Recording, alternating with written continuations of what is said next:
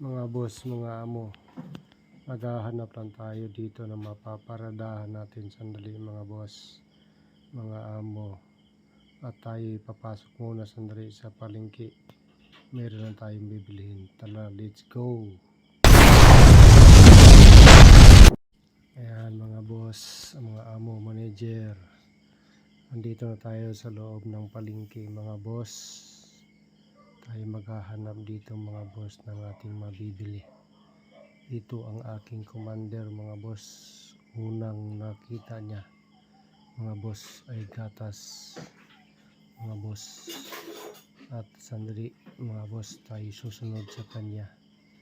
Dito na naman tayo sa iba nating kailangan bilhin mga boss.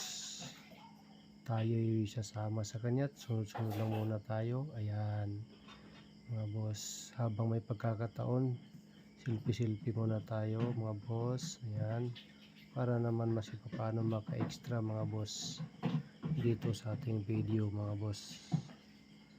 Extra tayo dito paminsan-minsan mga boss, para tayo rin maging artista rin. Sarot. Sige mga boss, ito mga boss, nunod lang muna si commander kung ano madadampot na dito. Ayan, tingin-tingin mga boss. Nilalagay. Ang hirap mga boss. Ganito lang trabaho ng driver mga boss pag mga malingki. Dito si commander mga boss, sunod-sunuran palagi yung driver. Sunod-sunuran kay commander mga boss. Ayan, namimili naman sa mga dilata mga boss para ibala mamaya sa M203. Yan, sige, sunod lang tayo dito mga boss hanggang sa matapos si commander sa pagpamalingke rito sa loob mga boss. Ayan, tinatanong niya mga boss kung kukuha ba daw siya nito, pero sabi ng kanyang driver mga boss na alalay, wag na lang muna. Yan, dito tayo mga boss, sunod lang tayo dito hanggang sa magsawa. Ayan, tingin-tingin ulit mga boss.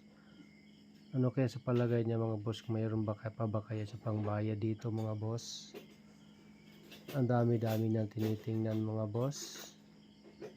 Baka wala na ito pangbayad mga boss pagdating doon sa cashier. Ayan, nakaupo na naman. Tumingin na naman ulit sa akin at kinuha na naman mga boss yung ano yun mga boss, macaroni yata yung kinuha niya, pang salad mga boss. Yan, sundan natin ulit, baka tayo masisanti pag hindi tayo makasunod mga boss. Ayan, tingin ulit ang dilata. Mukhang may pangbayad yata ito mga boss. Tingnan natin kung hindi ba ito mangutang mamaya pagdating doon sa cashier mga boss.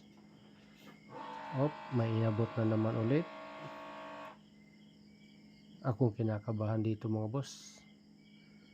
Pagka sumama ako dito sa commander ko, kinakabahan ako dahil masyado maraming kinukuha. Baka mamaya wala pang bayad. Kumuha na naman ng tinapay mga boss. Tinapay na naman pinag-iinteresan dito mga boss. Ayan, nasa cashier na mga boss, nakapila na sa cashier. Malamang nito mga boss, hanggang dito na lang siguro mga boss itong pagsunod